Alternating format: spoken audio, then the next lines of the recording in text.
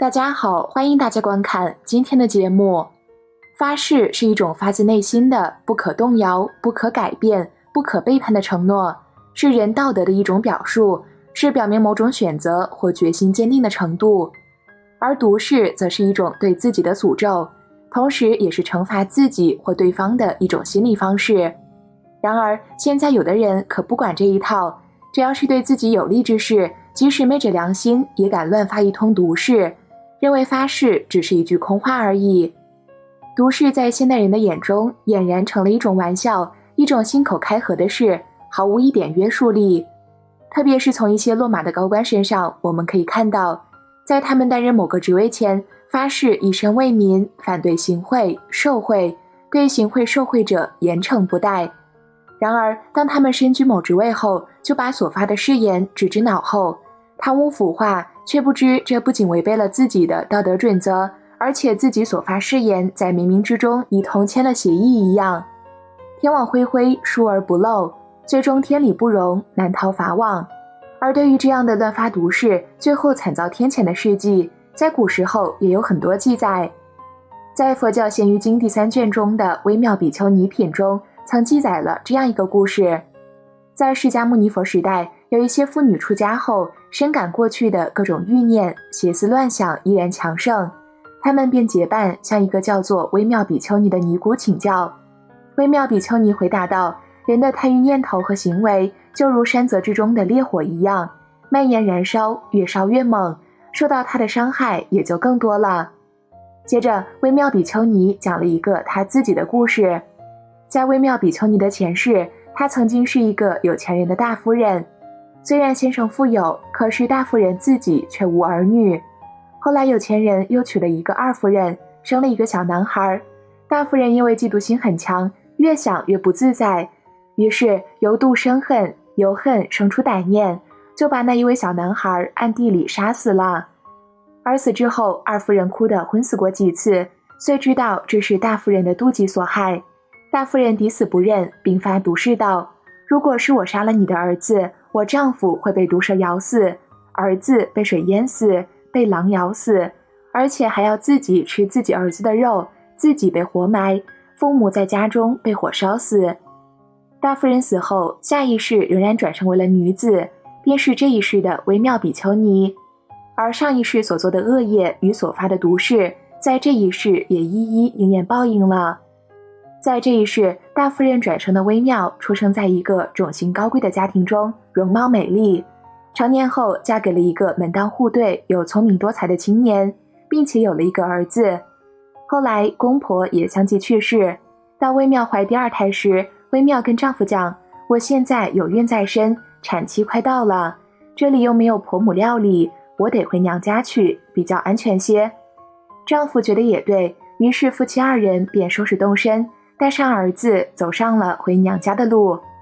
结果半路上微妙就生下了孩子，但由于孩子出生污秽满地，而血腥味又招来毒蛇，结果咬死了丈夫。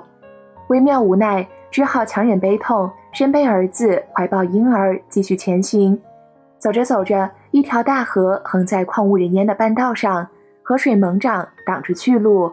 微妙放儿子在河边，抱婴儿过河。等放下婴儿来背儿子时，儿子却自己跳下水来迎接妈妈。这时一个浪头打过来，儿子便被河水冲走，淹死了。回头又去看婴儿时，婴儿已被狼吃掉了。微妙失去孩子后悲痛欲绝，无奈孤身投奔娘家，谁知娘家失火，全都被烧死，无一生还。微妙不得已只好改嫁。一夜丈夫酗酒大醉后回家，微妙因高生产不能前去开门，丈夫便发酒疯破门而入，将刚出生的儿子摔死，然后以酥油煎烤逼他吃下。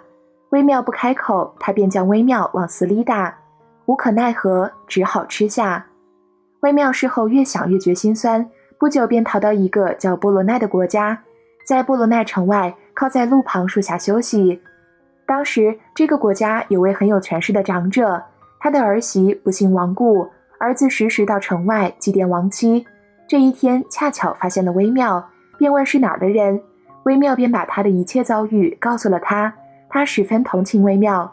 没过多久，微妙再次和他结为夫妻。可惜好景不长，没过多久，长者的儿子便得了重病去世。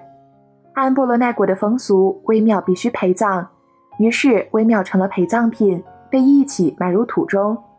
结果夜里有一伙盗墓贼路过，挖开了坟墓，微妙也因此得救。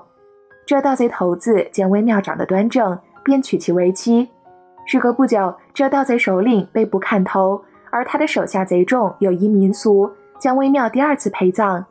奇怪的是，3天以后，突然有野狗豺狼来挖坟吃尸，微妙再次得救了。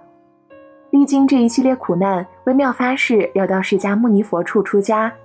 于是他便找到释迦牟尼佛，哭诉所发生的一切，并忏悔过去所有的罪业，希望得到佛陀的怜悯，出家修炼。得到释迦牟尼佛的同意后，微妙便剃发出家，精进修炼，吃了许多苦，终于修得了罗汉果位，知道了自己前世的罪过。女尼们听完了微妙比丘尼的前世今生后，人人心中赞颂不已，知道了贪欲如同星火燎原一样，如不早早熄灭，酿成的果报则不堪言说。凡未闻正法的众生，如同生活在愁苦的牢狱一般。女尼们从此齐心努力，更加精进的修炼。看完了佛经中的故事，有的人可能还不以为意，毕竟佛经中的故事并没有真凭实据。那我们再来看一位佛友分享的发生在现代的真实故事。80年代末，我的一位同学在乡下一个铁厂当秘书，给我讲了一个发誓的事情，让我至今记忆犹新。铁厂要过中秋节，节前员工集体放假回家，给留守厂里的看门人买了5斤猪肉，让其过节时食用。当时做饭的师傅与看门人都在场。不久，5斤猪肉不翼而飞，看门的说是做饭的拿了，做饭的人不承认，两人为此争吵不休。看热闹的人不明白究竟是做饭的拿了肉，还是看门的冤枉了他人，一头的雾水。为了证明各自的清白，正当午时，两个人在厂区的中心院子里烧香发毒誓。看门的人发誓说，如果是自己冤枉了人，让自己死在8月15。做饭的人发誓说，如果是自己拿了肉，让自己死在8月15。看热闹的人都觉得很可笑，没有当回事，一笑而过，也就散了。结果中秋节那天，做饭的师傅真的死了。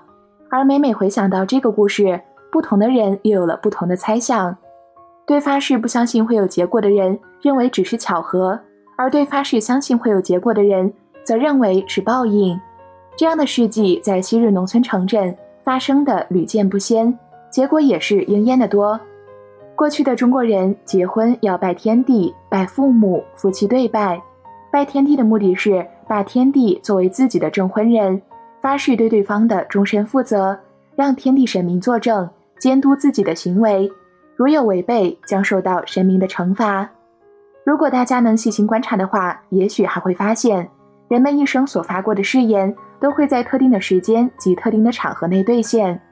因此，农村的老人说话一般都讲究忌讳，不该说的不说，也许就是怕无意中说错了话而遭到报应。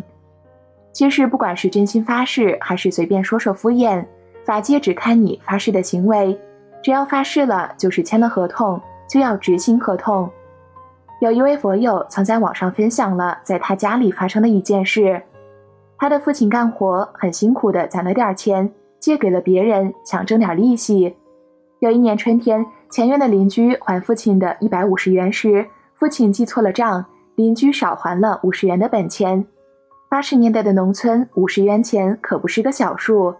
父亲第2天找他家算账，那家人不承认，指天指地的发誓，说借的就是那些钱，不会错。如果说谎的话，就让自家包的到底，赔个老底儿朝天，房子着火，女儿不正经。当时围观者很多，这件事后来不了了之，父亲也只能当吃了个哑巴亏。到秋天时，那家人房子着火了，许多人去救火。火扑灭后，有人想起了当年春天发生的事，说道：果然骗人不得好报，房子着火了吧？又过了半个月，听说他家包的稻田也赔了。要知道那年风调雨顺，别人家的都是大丰收，唯独他家赔了。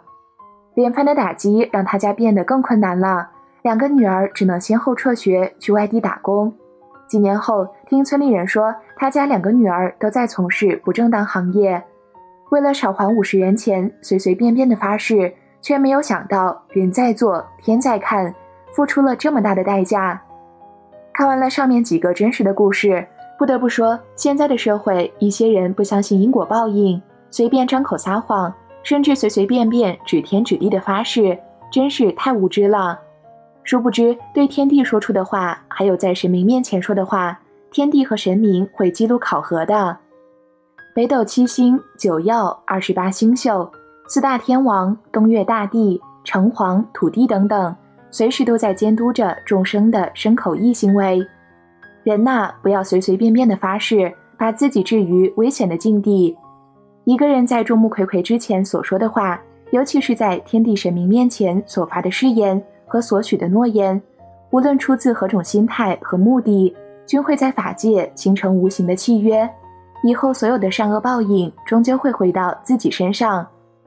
所以希望大家切记，一定要谨慎，千万不要乱发誓，尤其是毒誓更加不能乱发。